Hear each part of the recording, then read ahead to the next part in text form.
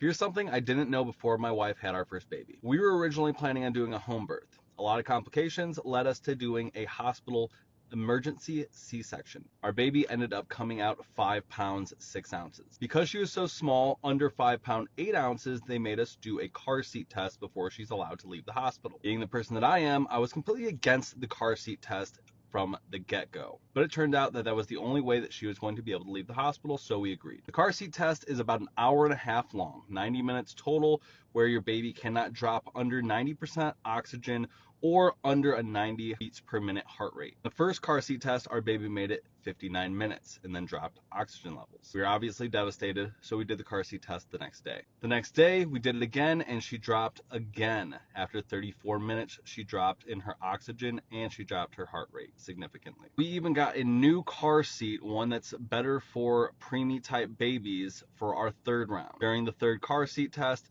she only made it 29 minutes. Hey.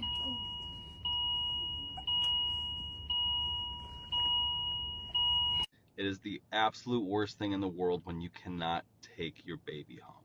Our baby has been in the nursery for the past week, and it looks like she's going to be going to the NICU. My wife and I are trying to stay optimistic. We're trying to hold it together, but this is absolutely the hardest thing we've ever done in our entire life. We are headed back to the hospital now. This is going to be day 10 of basically spending almost all of our days at the hospital. All of her tests, she passed a brain scan, she passed a heart scan, she passed all of her blood tests, she passed her chest x-ray and all of that stuff. She's healthy as an ox. Besides, while she's sleeping, almost once a day, she has a significant drop, and it's not always in a car seat. But she has to make it at least 3 days without an episode, or that she goes to the NICU. She had another episode early this morning, so she's either going to go to the NICU today or potentially on Monday. They're going to want to see at least 5 days without any significant drops. Against the car seat test in the very beginning, but now that she's having all these drops and she's not in a car seat,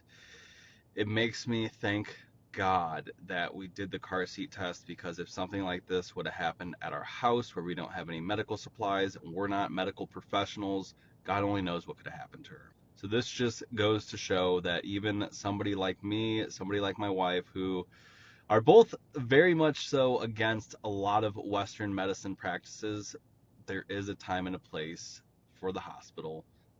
And they are taking fantastic care of our baby right now. We just can't wait to bring her home. And for anybody out there that cares, I will keep posting and keep everybody up to date on how our baby is doing.